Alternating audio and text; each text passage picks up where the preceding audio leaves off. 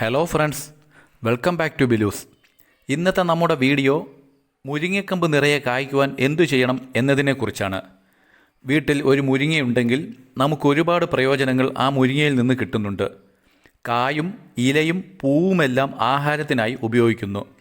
അതുപോലെ പട്ട അല്ലെങ്കിൽ തൊലിയും വേരുമെല്ലാം ഔഷധമായും ഉപയോഗിക്കുന്നുണ്ട്. നമ്മൾക്കറിയാത്ത ഒരുപാട് ഔഷധ ഗുണങ്ങൾ മുരിങ്ങയ്ക്കുണ്ട്.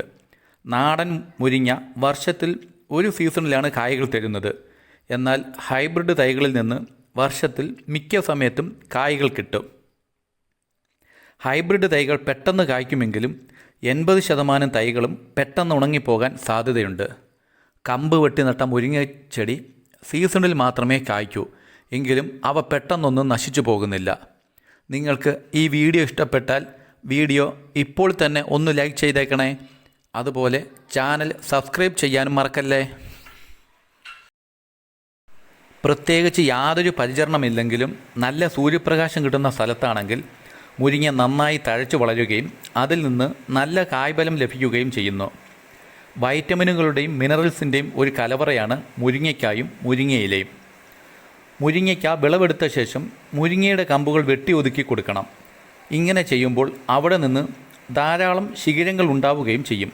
ആ ശിഖരങ്ങളെല്ലാം പിന്നീട് കായ്ക്കുകയും ചെയ്യും. കമ്പ് നടുമ്പോൾ പ്രത്യേകം ശ്രദ്ധിക്കേണ്ട കാര്യം, കായ് പിടിച്ചിട്ടുള്ള മുരിങ്ങയുടെ കമ്പ് മാത്രമേ വെട്ടി നടാവൂ. ആ വെട്ടി നടുന്ന കമ്പിന് 4 അടിയോളം നീളം വേണം. മുരിങ്ങയുടെ കമ്പ് മെയ് ജൂൺ മാസത്തിൽ നടുന്നതാണ് നല്ലത്.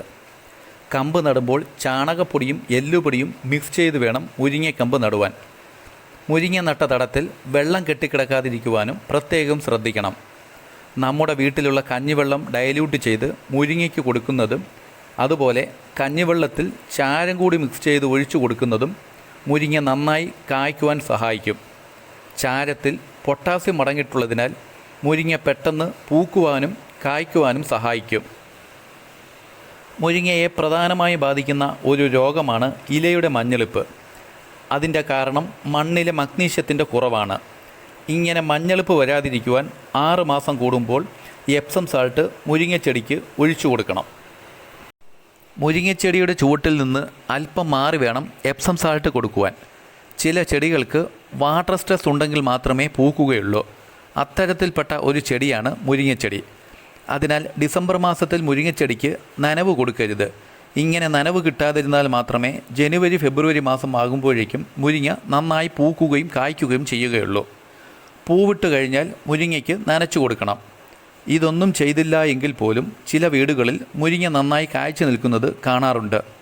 നിങ്ങൾക്ക് ഈ വീഡിയോ ഇഷ്ടപ്പെട്ടാൽ വീഡിയോ ലൈക്ക് ചെയ്യാനും ചാനൽ സബ്സ്ക്രൈബ് ചെയ്യാനും മറക്കരുത്.